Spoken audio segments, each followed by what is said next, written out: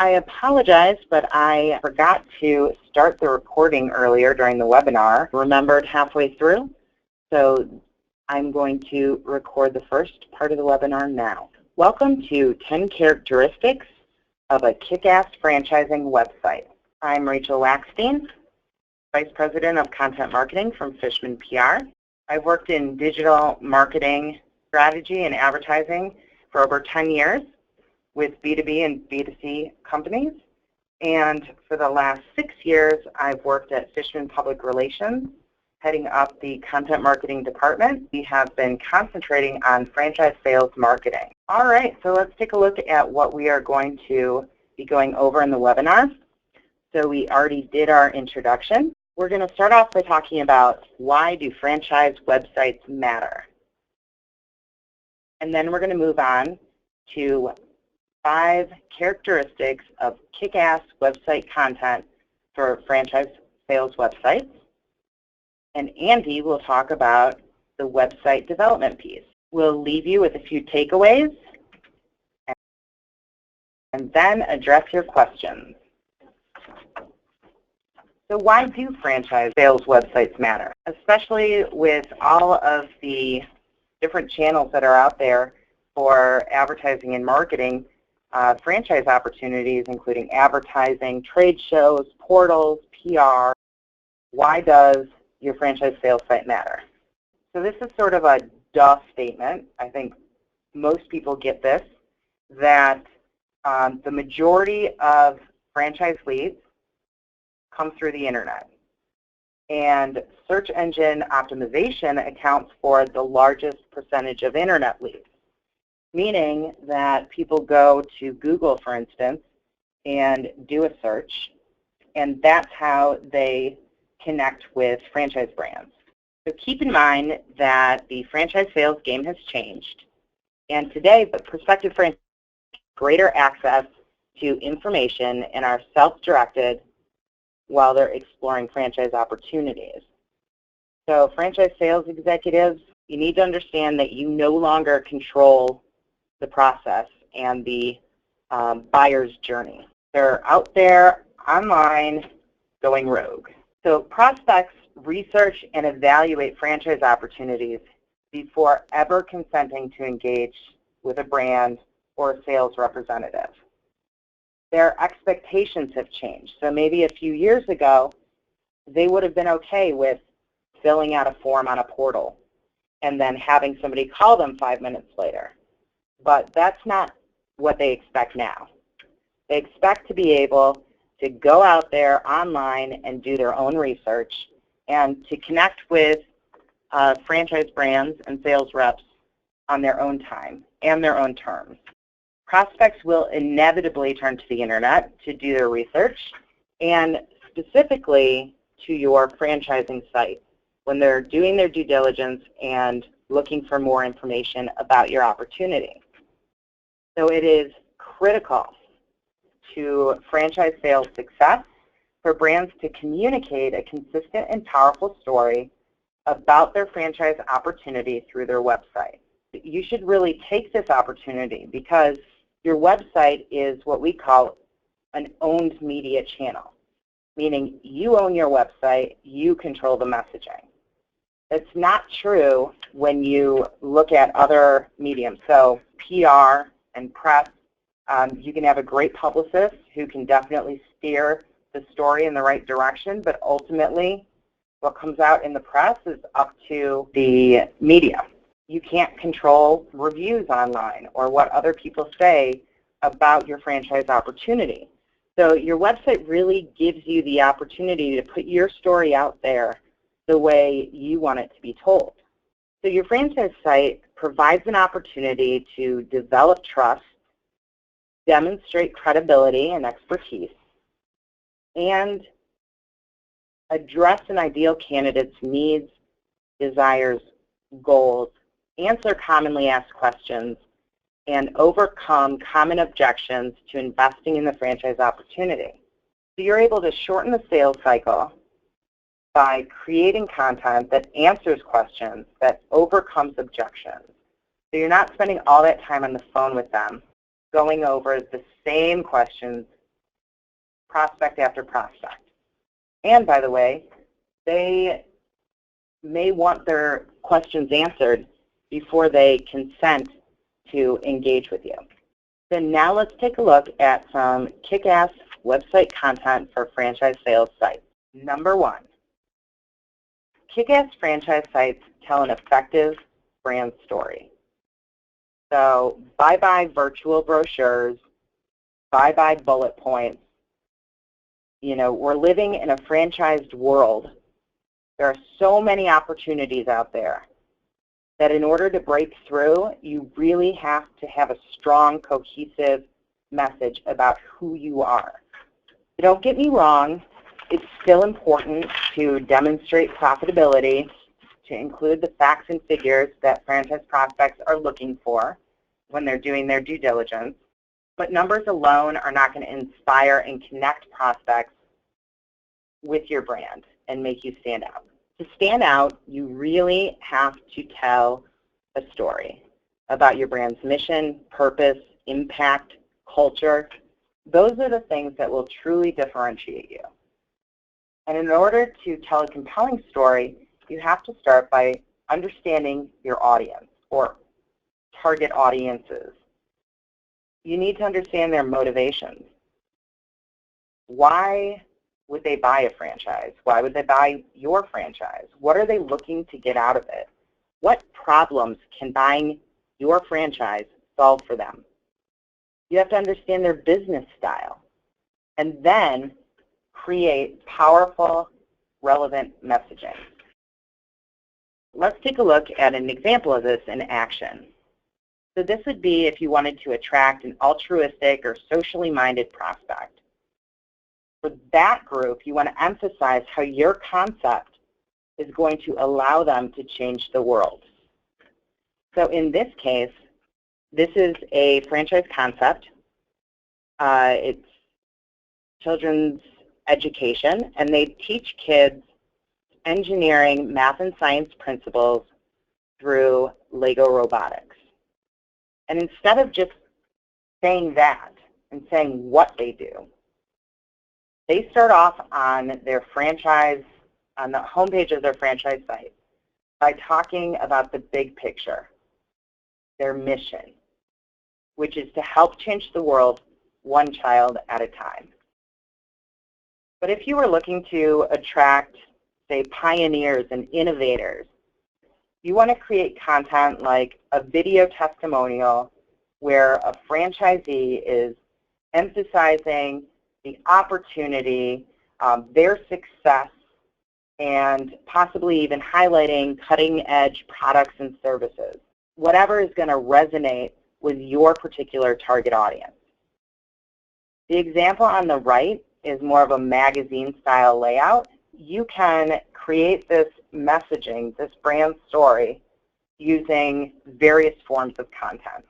And it's really important to highlight your franchisees. If you are a mature brand, you've got some franchisees, you know who your successful franchisees are, and you want more of them, then you want to use those franchisees and their stories to help similar prospects identify with them and visualize themselves owning your concept. Select franchisees who fit that ideal profile of your target audience.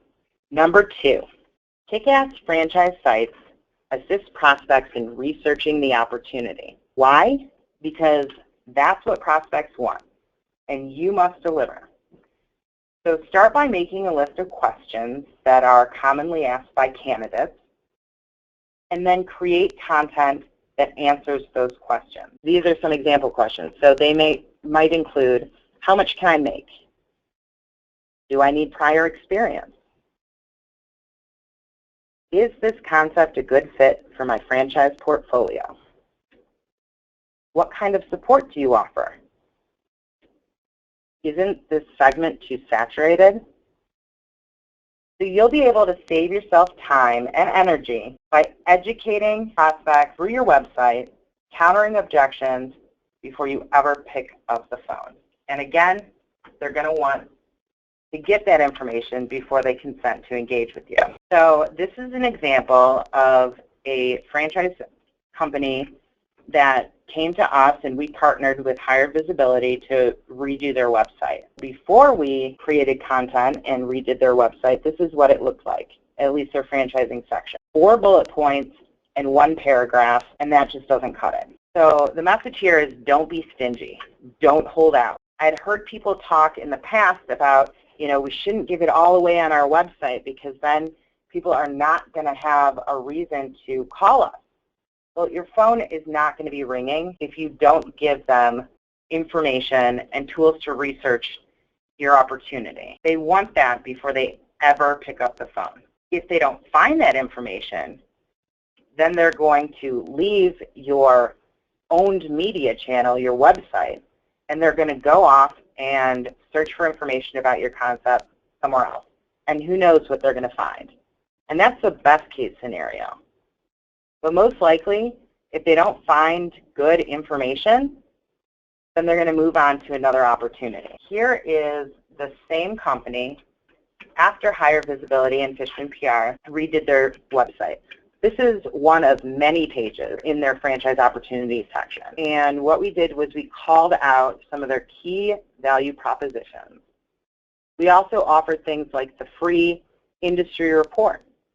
And that provided in-depth information into the particular category that they are in, talking about consumer trends towards healthier eating, how consumers want healthy, but they want delicious, but they also want convenience.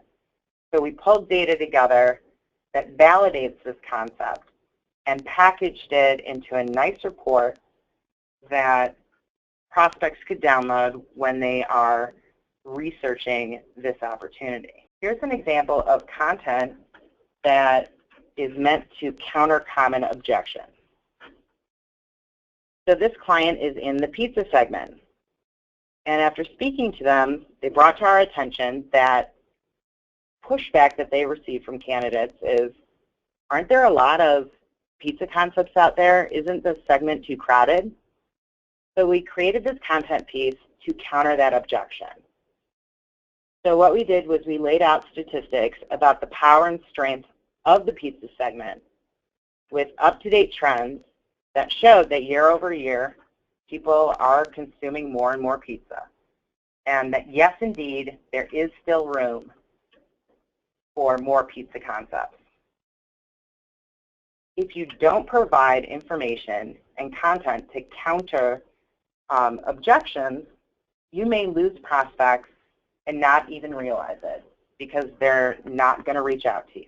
So the next point, number 3, is that kick-ass franchise sites offer up a relevant experience for prospects. So I hope you remember this. Unlike the Snuggie, the messaging on your franchising website should not be one size fits all. Most likely, you're going to be targeting different types of franchise prospects. And when you're marketing to different types of franchise prospects, you need to speak to their particular needs, wants, desires. Instead of trying to be all things to all people, you want to create content that really connects with the prospect. They see themselves. You're providing information that's truly relevant to them. So in this example, Gigi's Cupcakes provides single unit candidates, people who have never been in franchising before, with general information about the franchise opportunity. And they also provide information about franchising in general because you have to get those candidates to buy into the franchise model before they buy into your concept. But Gigi's also wants to attract multi-unit, multi-brand franchisees from complementary brands. So they offer this ebook on their franchise sales site that's directed to that particular type of franchise candidate. The title of the ebook is 5 Smart Strategies to Expand Your Franchise Portfolio by Choosing a Complementary Brand. So the more a prospect can see themselves in your marketing material and your content on your website, the more effective it's going to be, the more leads you're going to capture, the more franchises you're going to sell. Number 4, kick-ass franchise sites nurture leads. I can't tell you how many times I've gone to check out a client's website and the online franchise application is the only form available for them to inquire or get more information. If that is the only form on your franchise sales site, you are missing out on considerable opportunity to capture leads that we consider to be soft leads. Those are the people who are still researching and doing their due diligence, but there's still value in capturing their information. So once you capture their information, you want to nurture them until they become more qualified. They are not going to be ready to disclose their net worth, the areas that they're looking to develop in. They're not there yet. So you've got to think of other ways that you can connect with them and then nurture them through the sales funnel to the point where they say, hey, I want to talk to somebody. I'm serious now. Or maybe they'll go back to the website and fill out your franchise application. Here's an example of how you can use content to capture those soft leads. So we already talked about, download our free industry report. And this particular investing in pizza report is not part of this website. We're showing you to just demonstrate a point, which is you can offer content of value that provides information. They're going to be more likely to, fill in 3 lines of a form than they are to fill out that big long application that asks for their mother's maiden name. So you can offer things like, an industry report or a franchise report or an ebook on a particular topic. And once you have the leads, now you need to nurture them and build that relationship. You can do that by adding an automated email drip campaign to the forms on your website. And through those emails, you want to be very strategic and use them to educate and inspire prospects to seriously consider investing in your franchise opportunity. Number 5, kick-ass franchise sites have a blog. Every franchise sales site should absolutely have a blog. There are so many benefits to blogging. One of the most powerful tools for franchise lead generation. So benefits include SEO, online reputation management, digital footprint expansion, and validation. So as I mentioned at the beginning, most franchise leads are coming from internet searches. So SEO is really important. By frequently updating your blog content, daily, weekly, at the very least, that is a small piece of the SEO puzzle that will improve your search rankings by demonstrating that your site is relevant. Later in the presentation, Andy's going to touch on the importance of internal linking, and blog content can play a big part in that process as well. So with each new blog post, you're adding a new opportunity to rank for relevant keywords. And quality blog content gets shared. It gets reposted. People link to it. And linking and link building, incoming links, are another important piece of that SEO puzzle. Online reputation management. So a negative online reputation can kill franchise sales.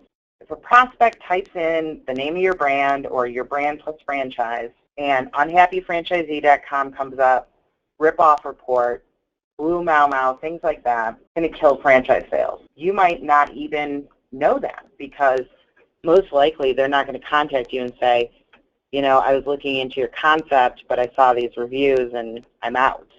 They're just not going to engage with you. So when you publish high-quality content and optimized articles to the blog on a regular basis, you're creating a buffer of positive content. We recommend to all of our clients, regardless of if they currently have a reputation issue or not, to blog. Because again, it's an owned media channel. You have control over the messaging, and you should be actively building out that buffer. Digital footprint expansion. Keeping in mind that expectations have changed and the way that prospects are researching and engaging with brands have totally changed. Part of that being self-directed is that they are going to find your social accounts, especially your LinkedIn company page. It's going to be important to maintain a updated, active, and vibrant presence across the entire digital landscape. So the blog acts as sort of the home base, as your hub. And from the blog, you distribute blog content through the franchise development social channels. to expand that online footprint, to stay current, and to have a much more engaging presence on those networks that prospects will eventually find. And validation. Blogging really does provide an opportunity to give in-depth content, give your brand story more dimension. You're able to expand on your brand story and provide a deeper dive than you are on just your franchise sales website. Here are some topics that you should definitely consider adding to your franchise sales blog. The stories of franchisees, because again, you want to give prospects somebody to identify with. It's really important that they can see themselves owning your concept. Executive and leadership profiles, so demonstrating the strength of your leadership. Who's behind the brand? Why would somebody want to be a part of it? Industry trends and consumer demand. Blog about new deals and company milestones. And now I'm going to turn it over to Andy to talk about the website development part. We just feel that it creates a more well-built synergy for the user. We feel that it's something that hits on all cylinders by ensuring all the information is structured under one domain. We really focus a lot on creating brand consistency, and we want the consumer-facing as well as the franchise development opportunities. We want it to be a seamless transition. So one of the things that we focus on is trying to consolidate the two websites into one, making it a more friendly website, making it a greater user experience, and that's something that each and every franchisor should be looking at if they don't currently have their websites consolidated. From an SEO perspective, you don't really want to split the power and authority between the websites. We want to allow all the link juice to flow freely throughout. We know that there's more important, powerful, and authoritative pages, so if we're utilizing the power and authority and basically taking that information and passing it throughout the website, we want it to go and flow down through all the internal pages, which is why we also would want to structure that under one domain. And then obviously provides a seamless navigation to the user. We don't want to let any leads feel like they are going and bouncing around from website to website, so we want the user to know exactly what they're supposed to do when they get there and not feel like they're losing connection if they bounce around and have to go from the franchise or the consumer-facing side to the franchise sales side. We want it to be a seamless transition, and we want to make sure that we get them to the part that you want them at, which is to engage and find out more information about a franchise opportunity, what the investment looks like, filling out short forms, things along that line.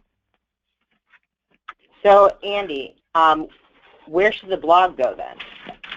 So on the blog, generally speaking, we can have one main blog. I think that that's something that a lot of the franchise websites that we do, we don't have to have it just for franchise development, but if we are utilizing internal links and building them within the structured URLs that we want the consumers going to and the franchise leads going to, that would be something that we would want to have on one main blog. So content is extremely important. The more blogs that you provide to the search engines, the more frequently they're going to crawl your site, they're going to spider it, index that information, which gives you a greater opportunity to rank in the search engines. So creating a blog, creating new and additional content on a consistent basis is, like Rachel said, one of the most important things that you can do. And if you take nothing away today from this webinar, except for that you need to go out there and create a blog if you don't have it, I would say that's a crucial point in allowing search engines and other people to hear your story, see that story, index that information, and drive links back into your blog pages. But having that blog at the top level is going to be important, making sure that you're consistently updating that blog and adding new and engaging information to that blog through quality content is going to be a really important theme throughout development, content, SEO, anything that you're looking at from a user experience, all backs into content. Kick-ass franchise sites also are developed with SEO in mind. We know that SEO is the main key to any website. Rankings equal traffic, and traffic equals conversions. What we focus on when creating a good SEO website starts with the development of it. You have to have unique titles. You have to have the descriptions, and content is a crucial point. There's a lot of things that people don't adhere to, which are best practices when it comes to content for the website. There's minimum criteria that the search engines are looking for. You want to tell the search engines what you want them to know about your website. You don't want them to go out there and have to find that. You want to be showcasing that to them, how they're crawling it, how they're indexing that information. Making sure that you have enough content to support the theme on each website. Content is still king. It's something that you'll hear day in and day out. You can have the greatest looking website, you can have the best pictures, but if you don't have the content to tell that story, the search engines can't tell it for you. Yeah, you can put alt tags on the pictures and you can put things in there that tell a little bit about it, but content is still king. It's crucial. It's an important part of your website, and that's going to be extremely important, making sure that the right amount of content is on each and every page to support that theme of the website. Code, that also goes without saying. You want to make sure that the search engine can easily crawl the website. You don't want to have information that's not searchable. You don't want to have information that is not indexable. So making sure that you have a very clean code structured for the website is going to be crucial. Mobile friendly. Everybody has a phone or a tablet or something electronic in their hands these days. So if you're not mobile friendly, if you're not responsive, you're missing out on a great opportunity. We know that the search trends have moved from desktop to mobile, and this is a huge factor into the algorithm now. So search engines look at how well your site responds. It looks at how quick it's responding. It looks at what your engagement looks like for people on mobile devices. They're tracking all this information, and if you don't have your website as a responsive, mobile-friendly website, you're missing out on a great opportunity to shine in the search engine's eyes and tell your story, convert more leads, and it all goes back into the user experience portal part of creating a strategy. And quick response times. I can't stress this enough as well. Quick response times is going to be really important as they're going through the strategy pages, as they're going through what sets you apart, as they're going through forms, as they're going through anything that's heavy information. You want to make sure that these pages are responding quickly. If it's slow, if it takes a lot of time to load, this could engage the user to leave your website. So we don't want anybody leaving. We want you to have a quick response time. We want to make sure that each one of your pages is running at peak efficiency.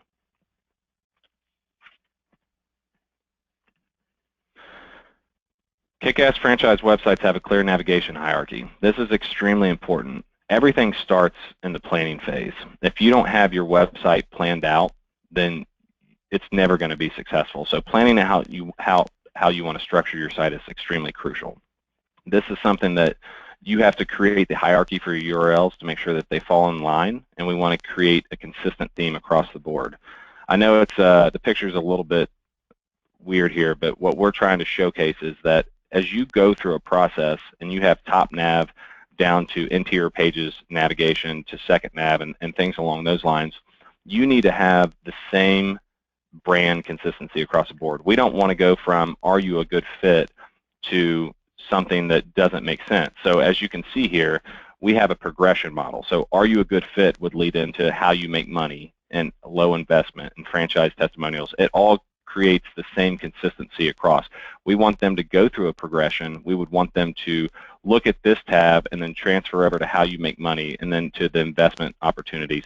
These are all things that will help you capture a lead and keep that lead, and as Rachel said, nourish that lead throughout the process, and you should be telling the user what you want them to do and how that transition should happen from page to page to form to whatever you're doing. Keeping your code simple is also going to allow the search engines to access your site more easily. We prefer simple languages. We prefer HTML. We prefer WordPress. These are all things that help you keep the language simple. It helps you not get in there and find some proprietary backend that's not going to allow you to make changes, to be flexible. And that's what we believe that is best for a client. If you need to create a new page, or if you need to get in there and put a new offer or change a form, these are all things that you should have access to and have the flexibility to get into and do at a very quick time response. So keeping that language simple is going to be easy if you follow simple steps, if you do the research and plan out the best way to do it. Higher Visibility is a WordPress house. We do prefer WordPress, and a lot of times that's going to be the most efficient from an SEO perspective as well. And then minimizing the number of clicks that the user has to make. If you're creating a process where you have to go through 8 or 10 clicks, that's not a great user experience. What we want to do is we want to have clear call to actions when the client comes to the page.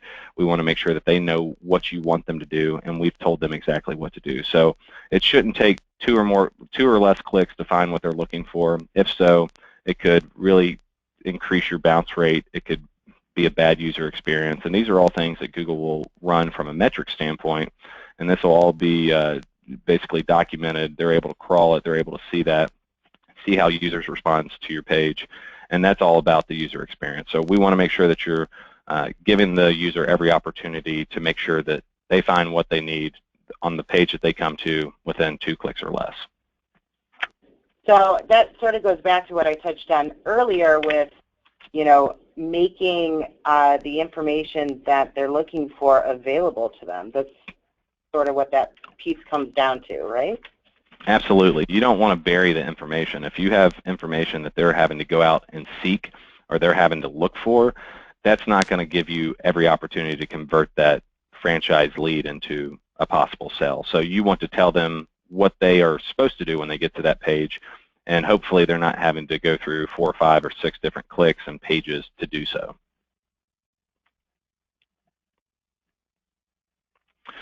Kick-ass franchise sites utilize internal linking. Rachel touched on this a little bit ago, and I'm going to talk more about internal linking, but there's 2 types of links. There's internal links and external links. We know that links play a huge part of where a website's going to be able to rank. And Google looks at links in 2 different manners. They look at the authority and the power of the website that's from third-party links that are linking back to your website, but they also use this to evaluate the most important part of your pages. So each internal link shows the search engines which pages are most important, as well as where to find them.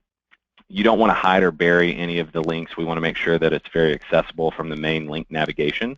So going in and setting that XML sitemap up and making sure that your spiders are properly set up, all of these things are going to be important to making sure that they're able to access the links that we're asking the search engines to find on each website. This allows your website to spread link juice from the most authoritative pages down. We know that the home page is typically the most authoritative page on any website, so we want to be able to pass that link juice and let it flow down to your interior pages, as well as taking high traffic pages like a blog or like an interior page that may get a lot of clicks or a lot of views, and creating opportunities to build internal links that go back to it. Here's an example of what an internal link would look like. So using YouFood Grill, the client that Rachael or that Fishman and Higher Visibility have worked on, this is something that we've really been able to help reduce their bounce rate. It engages them, they're able to click on it, they're able to find what they're looking for, and it goes back to that page of what we're telling them to do. We want them to go back to Own a Grill and how to get back into that sales funnel to converting leads into sales. So we want to make sure that we're using every bit of internal linking possible. We want to make sure that we don't have too many, but it's still something that we want to take the most important pages and we want to tell the search engines where to go, where to find them, and how to access them. And then use content to build links. This is extremely important, and this is the main reason that Rachael is here today. Blogs, white papers, brochures, whatever you're doing, create content that is engaging. Have a purpose for that content. Don't just create content to create it. Create content with a purpose. Generally speaking, it's going to be done through some form of marketing. You want people to get on it. You want them to fill out a form. But this is something that it allows search engines to access more content. It allows you to tell your story more efficiently. It allows you to connect with the franchise salespeople. It allows you to just basically provide a greater user experience, which is what everybody wants, is a good user experience on every level. And content is going to be uber important, and 9 times out of 10 it's going to be done through a blog. So creating new and engaging content is going to be important, and having a content strategy and a content calendar is really something that you should plan out for developing a website to know where it's going to go and when you should do it. And then just, in layman's terms, I think it also, again, comes back to adding value, right? So connecting the dots and providing a richer user experience. So in this example from YouFood Grill, where they're they're talking about who they're looking for. They're providing the link that then goes to the franchising section of the website or to a form to fill out. So connecting all of the dots and, providing people with opportunity to continue a deeper dive into whatever it is that's being discussed.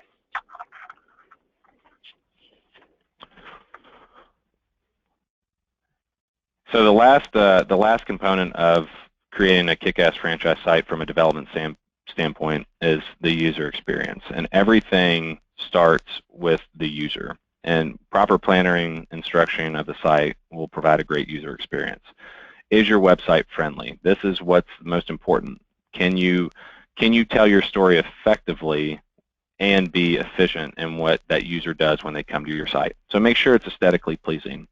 If you have a website that's image heavy, showcase those images. It helps build better brand recognition. It helps tells your story. But make sure that all the other functionality is in place as well. Page speed, mobile and desktop, these are all things that you need to focus on.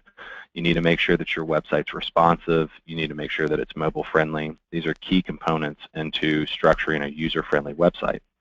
If it's not, evaluate that, go back through it, understand what's holding your website back and what you can do to become more efficient in that. Proper navigation is extremely important. If you have the proper navigation, it's gonna just give the flow to your website the way that it should be. And it's all about flow. You want them to come in, you want them to go to about your franchise opportunity, then you want them to go to the page that may be a short form, it may be the long form. There's so many different things that you want them to do, but it starts with proper navigation. Spend time to really evaluate that, to plan it out. You can seek somebody's professional help to say, hey, this is what I was looking at. Does this make sense? Does this work from a conversion standpoint? Because it all goes back into conversions. Engaging content is probably the most important thing of any website. If you don't have enough content, you're never going to be able to tell a story. I know sometimes people say less is more. That's not the case when it comes to the internet. The more content you provide that's engaging, that's keyword rich, that's valuable to the user, the greater experience they're going to have, and the user will see that this website is extremely knowledgeable and it provides all the information that they're looking for. Clear call to actions. If you don't tell the user what you want them to do, they will never do it. If you want them to call you, tell them to. If you want them to fill out a form, tell them to. If you want them to download a white paper, tell them to. Whatever you want them to do, you have to tell the user to do that, and that's extremely important, having clear call to actions and making sure that the call to actions are engaging and that they're converting. These are all things that you should be monitoring. They're things that you should be able to go in and assess how the page is performing. You should be able to pull a lot of data and information from all of these pages to make sure that you are engaging, that you are aesthetically pleasing, that you're converting, that you're mobile friendly. These are all things that should be evaluated, and this criteria will all encompass a user-friendly website that will be looked at as a beneficial, power, and authoritative site in the search engine's eyes. So making sure that you have everything in place is going to be really important. All right. Well, that is it. Go over some of the takeaways.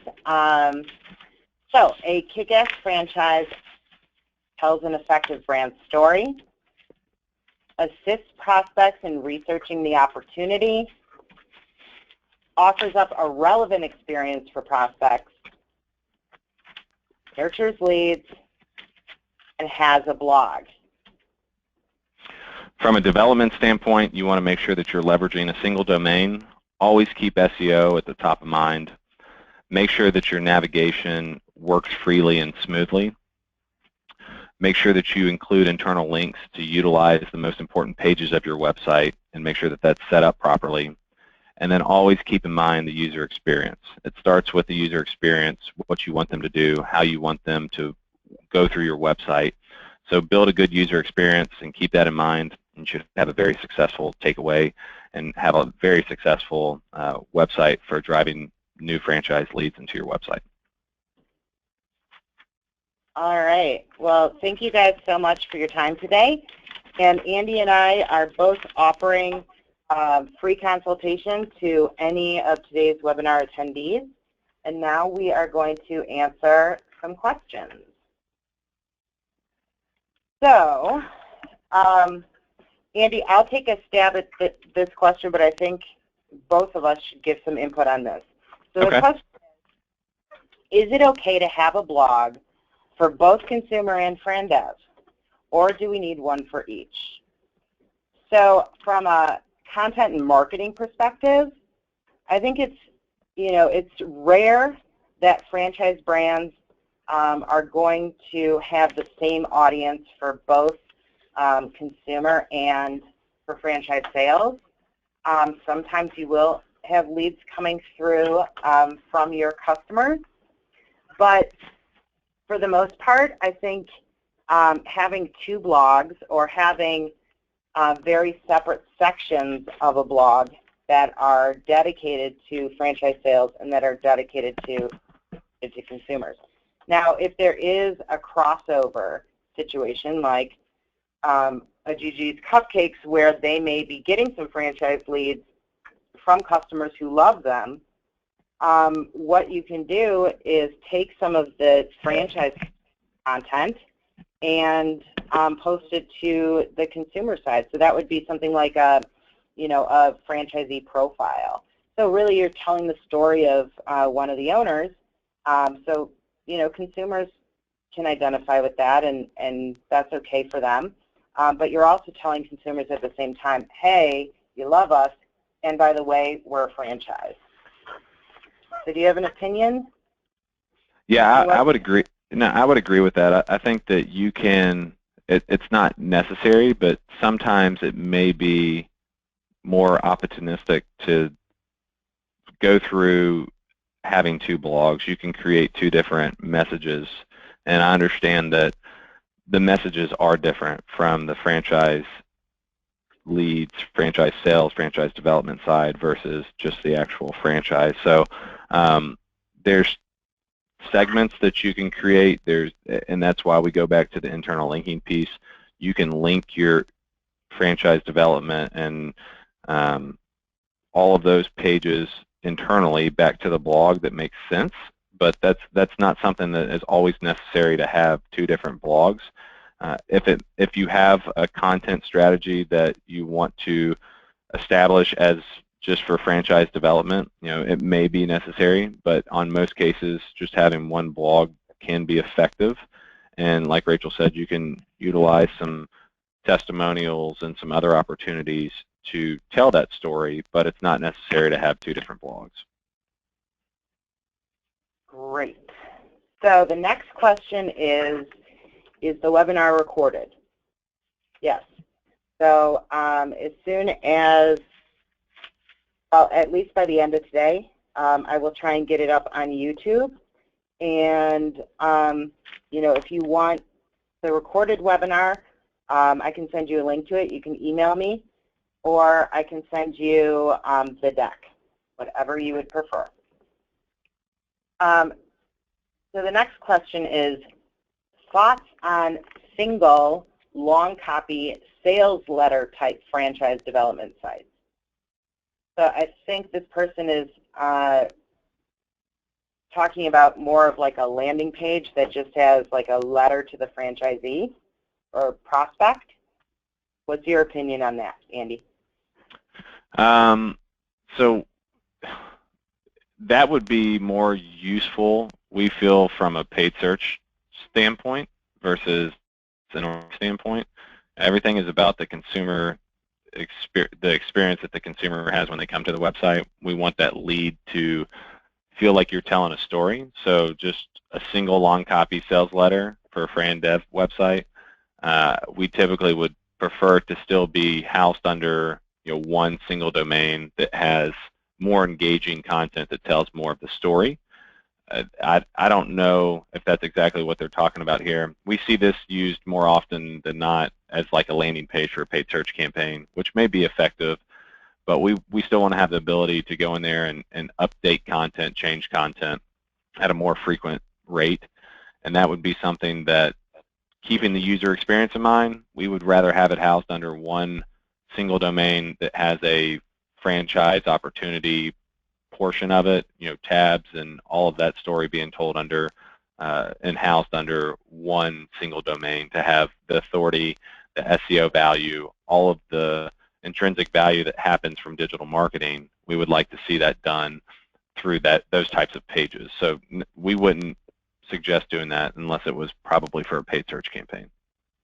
Yeah, I agree, and I think that there are a couple pieces here. One, if you have a letter style landing page, that means that you're not sort of segmenting your audiences, and you don't have content for different types of prospects. So it's really not going to be very effective.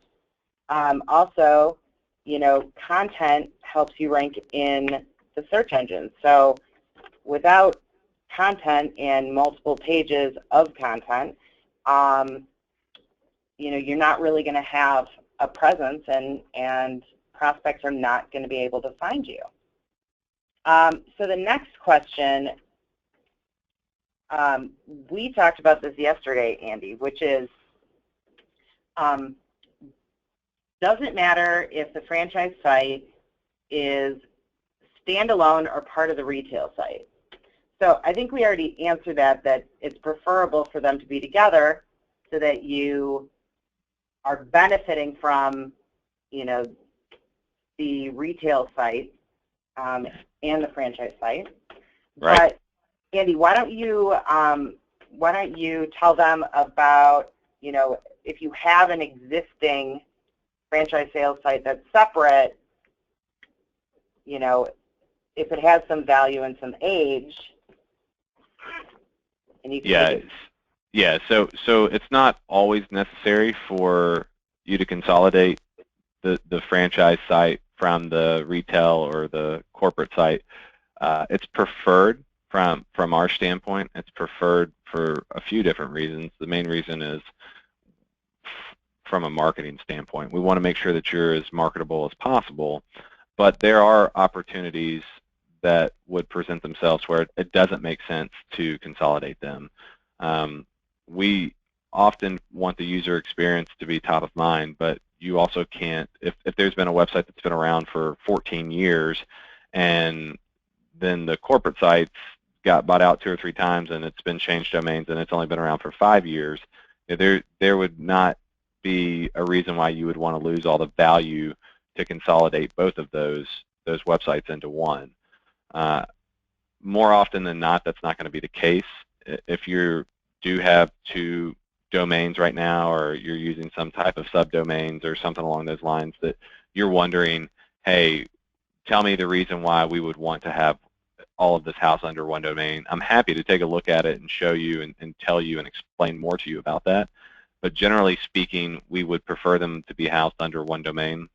We would prefer it all to be flowing through the most power and authoritative website that you have, and that would be if you had it structured under one domain. That's not always the case, and there are times and there are opportunities to keep 2, but it's far and few between. So we would prefer it to be evaluated. If you think that you have that problem, feel free to contact me. We can have one of our strategy people take a look at it. So bottom line is it's preferred if they're together. It's better if they're together. But if your franchise site has been up for a long time and there is value there, then it might not make sense. So call Andy and find out. Yeah, I was going to say, it just goes back to the keywords that you're trying to drive to it. There's no point in going after driving it to a page of a website that has nothing to do with the type of keywords that you're going for. So having the right keywords is going to be extremely important as well, to focus on the types of leads that you're going after, the types of potential clients that you want to attract to your website and to the pages of those websites. So keep that in mind. A lot of it has to do with, are you targeting the right audience? And that's something we want to focus on. All right. So the next question is, how do you manage having a franchise site and the home site together? Don't franchisees get upset about franchise advertising on a unified site? How do you avoid this? Well, we're not necessarily suggesting that you advertise the franchise opportunity on the consumer-facing site. Most of the time, and I'd say best practice would be to have, for example, in the case of YouFood Grill, as part of their main navigation, they had the last button was own a grill. And, you know, I don't think,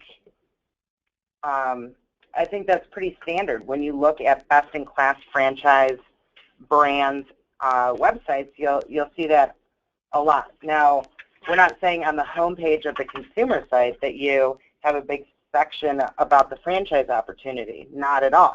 You want to keep the consumer-facing site consumer-facing. But absolutely, there are some occasions where you can do some crossover. And you can be sensitive to your franchisees.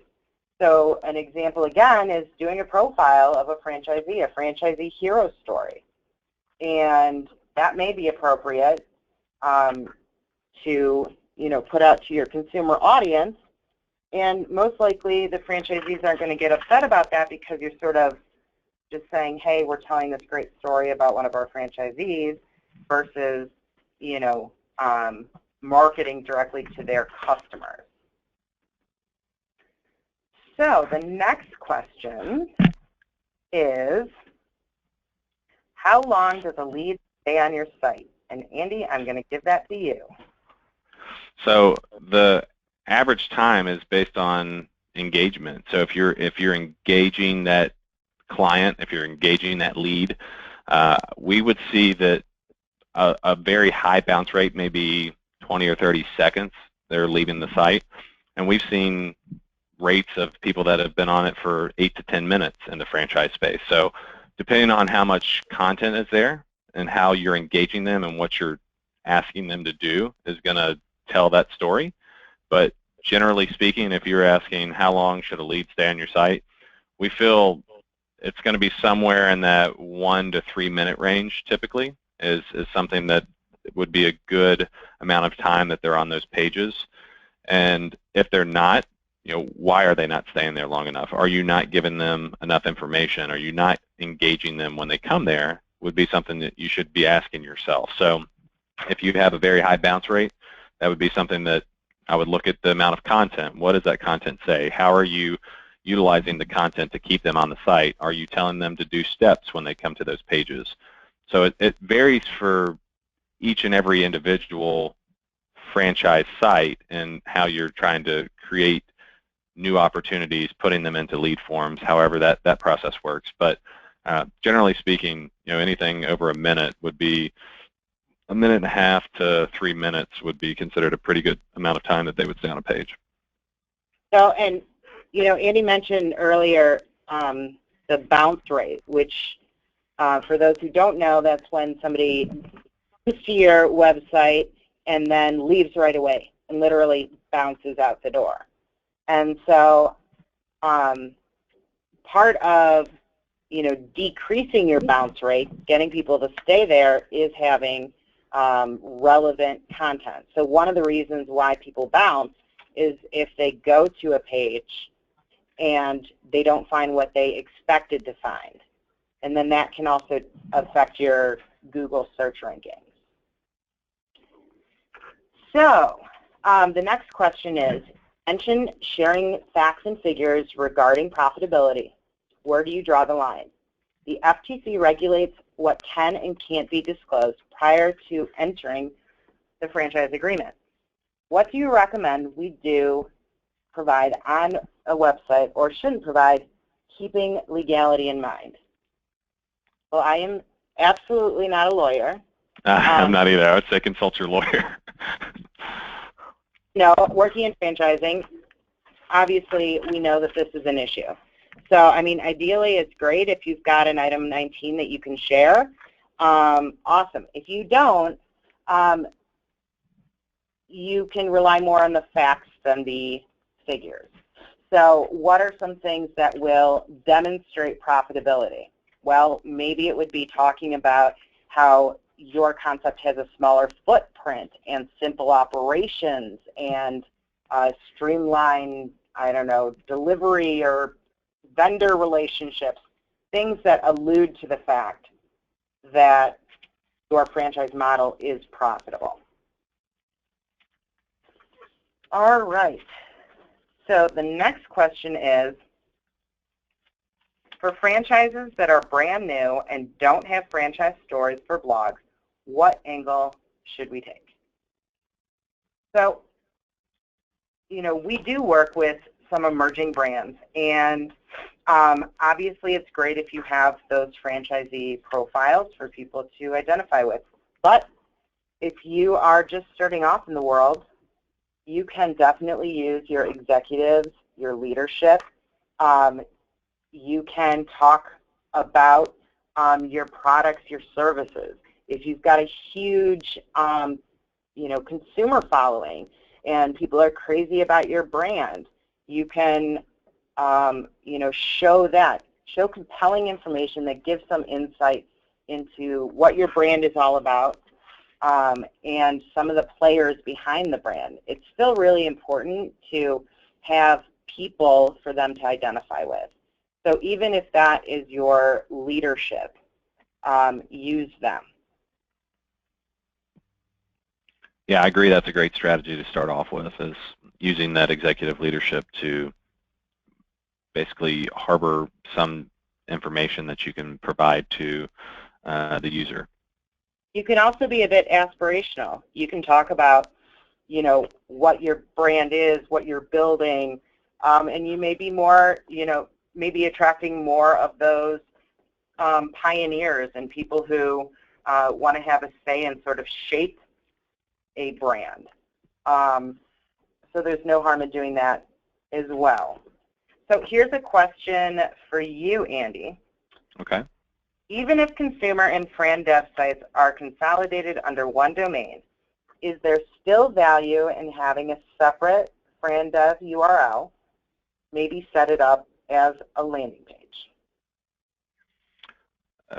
If you create 100% completely new content and you don't share the same content and theme, we want it to be uniquely identified as a different website. So I think that would be hard for you to do so if you have one, if it's all being housed under one single domain, and then you create a fran dev website as well.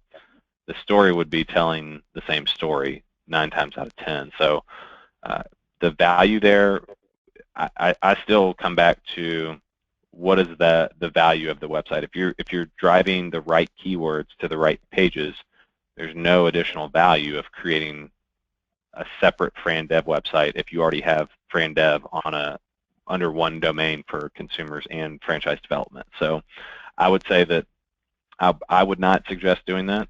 I don't think that there would be any extra time and effort that you're going to get an additional output out of it, and I think it would become more cumbersome than what it's worth. So I would suggest on focusing on your main fran dev opportunities being housed at the root domain and that main location that you should be focusing time and effort on from a marketing, content, all of the other standpoints that we've talked about today.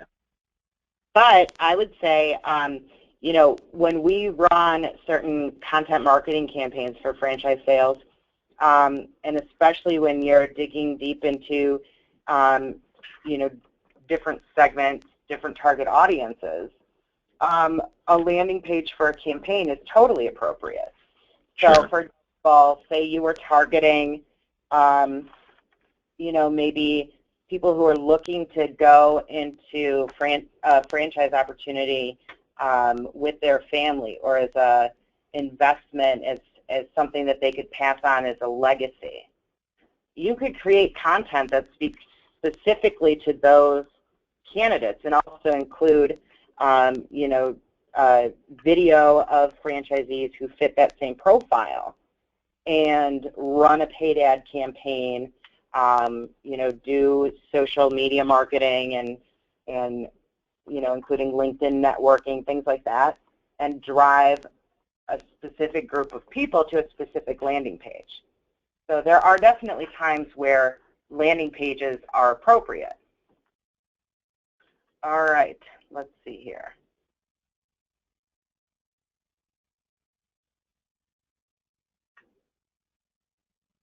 Okay, Next question is, what do you consider a good conversion rate for a franchise site? Andy? That's kind of a loaded question, but to be honest, there's a lot of criteria that goes into a conversion rate. I don't know what you're considering a conversion. A lot of people look at different things as a conversion. Is it them filling out a lead form? Is it them filling out a short form? Is it them downloading a white paper? There's a lot of things that, in my experience, people look at differently as a conversion. Yeah, a standard conversion rate would be, organically speaking, somewhere in that 3 to 5%. We see on the paid search side, 1 to 3% would be considered a pretty good conversion rate. So, one, we would have to identify what is your conversion for you, but more importantly, why we would want to look at historical data, look at the analytics of a website, determine what they're doing when they get to that particular web page, and how the website is converting the current user when they come there. So, yeah, I guess if you're just going off of best practices, when we look at what would be considered a good conversion rate, somewhere in that 3 to 5% would be considered a high conversion rate for organic optimization, and then on paid search, somewhere in that 1 to 3% would be a pretty good conversion rate.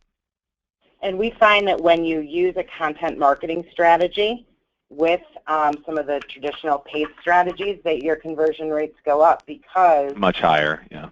Right, because the content is relevant to that particular audience. So it's the difference between sort of casting a wide net and bringing in tons of people and converting a small percentage versus being really targeted in your messaging and then also in your outreach. That will increase your conversion rate. Sure. So next question is,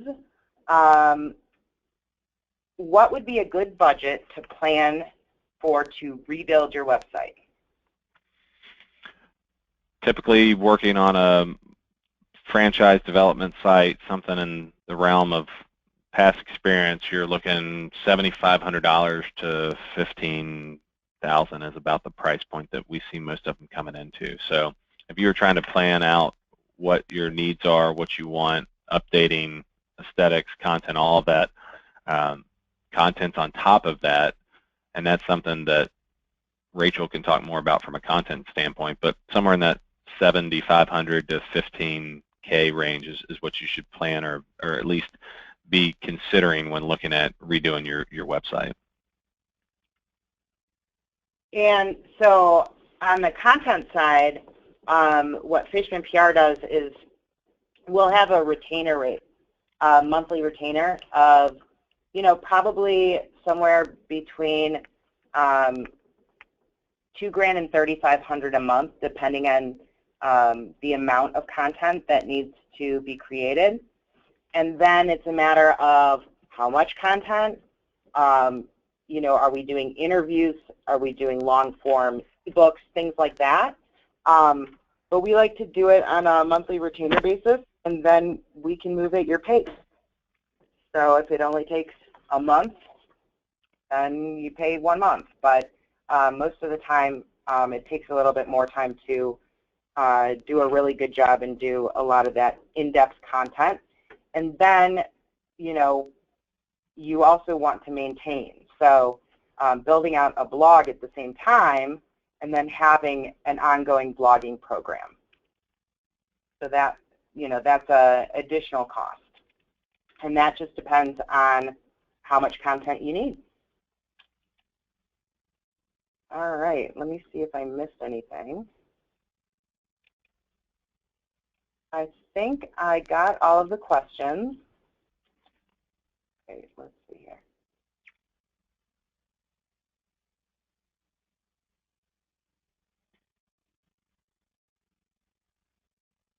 So, yep, I think all questions are answered. And if anything comes up, please feel free to email Andy or myself, and we would be happy to talk to you and get back to you. Absolutely. And I will definitely make the webinar available hopefully by the end of today. So thank you all for your time, and have a great rest of your day. Thank you very much, everyone.